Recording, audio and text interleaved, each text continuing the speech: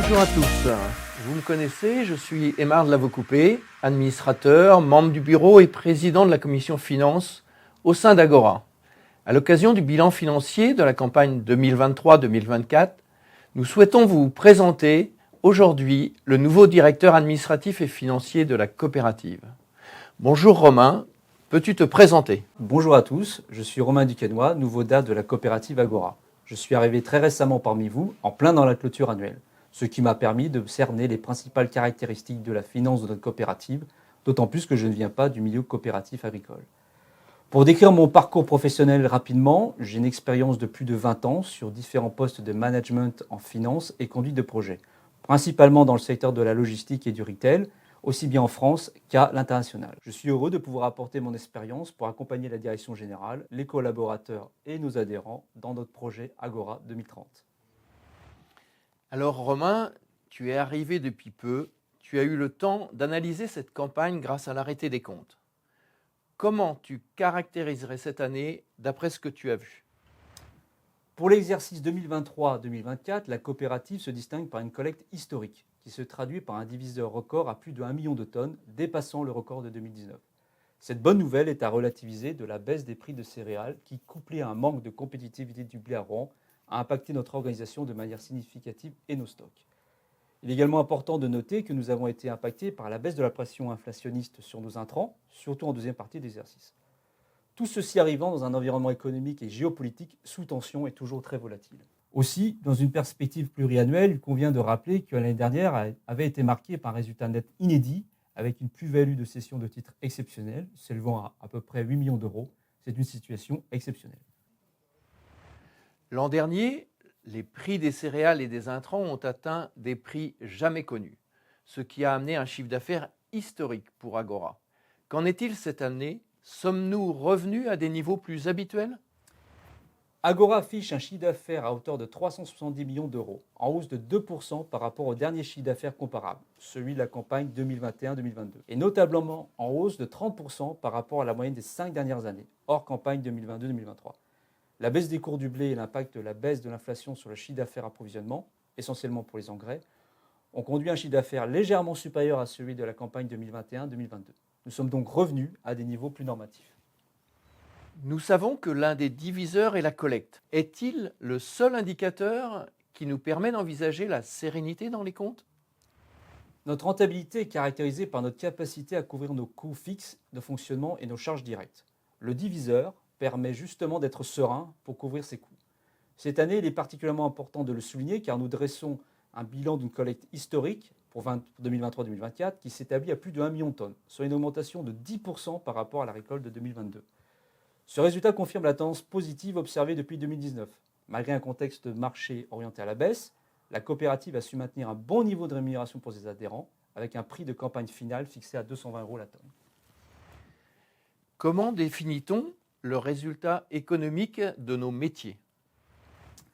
Alors, je retiendrai l'excédent brut d'exploitation, l'EBE. C'est un indicateur normé pour mesurer la rentabilité opérationnelle de la coopérative et surtout de ses capacités à générer du cash par son exploitation directe. Il n'est notamment pas influencé par notre politique d'amortissement et de provision, contrairement aux résultats d'exploitation. L'EBE à fin juin 2024 s'établit à 4,4 millions d'euros, soit 1,2% du chiffre d'affaires, en baisse de 4,4 millions d'euros par rapport à fin juin 2023 et en deçà des performances passées. Cette baisse de rentabilité s'explique principalement par la conjugaison de deux facteurs. En premier lieu, nos marges brutes par activité n'ont pas augmenté, notamment pour les appros. Et en second lieu, nous avons été impactés par des hausses de nos coûts d'exploitation, notamment concentrés sur l'énergie, hausse des consommations, et les transports, hausse des volumes. Nous pouvons également noter un retour des charges de personnel à un niveau récurrent par rapport à l'effectif. La maîtrise des charges d'exploitation sur tous nos métiers reste un enjeu crucial pour assurer une rentabilité normative à notre coopérative et sécuriser son résultat d'ensemble. La mise en place d'outils d'aide à la décision et d'optimisation s'inscrit dans cette démarche. Du côté du résultat financier, il s'établit à 1,7 million d'euros, soit 700 000 € de plus que le niveau récurrent de la coopérative qui est tourné autour de 1 million d'euros. La hausse des taux, combinée à une bonne gestion des couvertures sur nos placements, a notamment contribué à l'augmentation des produits financiers. Peux-tu nous détailler le résultat net d'Agora ?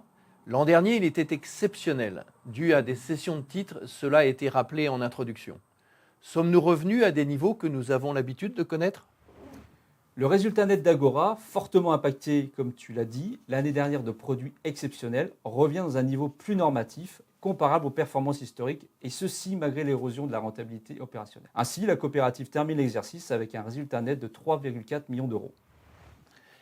Quels sont les 4 chiffres que les adhérents devraient retenir pour le compte de résultat de la coopérative d'Agora, clôturant ses comptes au 30 juin 2024 ?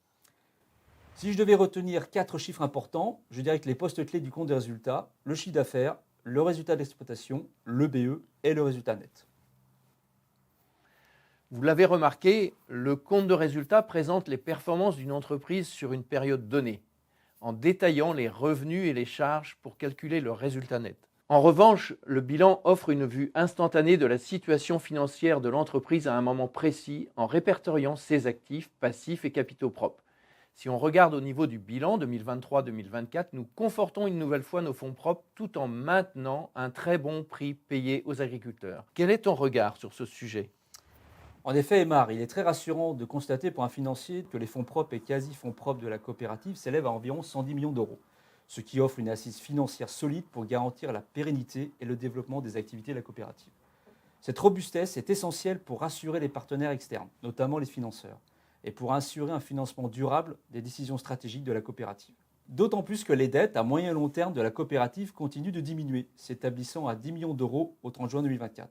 Aucun nouvel emprunt n'a été contracté durant l'exercice, ce qui permet à la coopérative de conserver des marges de manœuvre pour ses investissements futurs. Il est aussi à noter que le ratio d'autonomie financière reste stable à 44%, ce qui est 10 points au-dessus de la moyenne du secteur. La fluctuation importante des marchés et des taux nous oblige à être très vigilants sur toute dérive. L'an dernier, nous avions observé une augmentation des stocks, notamment en valeur. Qu'en est-il cette année ? En effet, la valeur des stocks au 30 juin 2024 reste élevée, à 36 millions d'euros.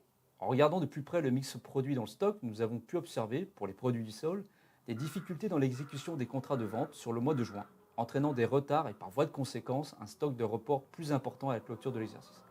En revanche, le stock d'approvisionnement a bénéficié de coûts d'acquisition moins élevés, diminuant de 3,6 millions d'euros.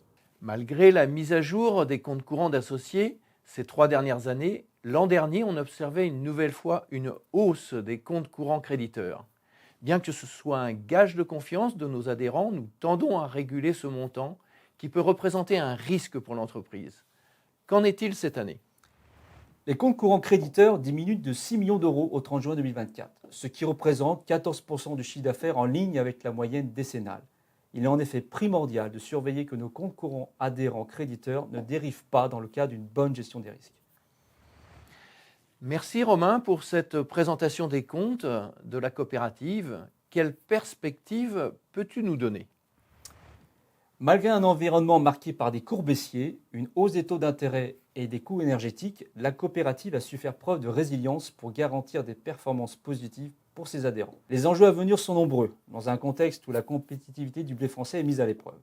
L'évolution des taux et de l'inflation demeurera surveillée de près car ils ont un impact direct et amplificateur sur notre performance.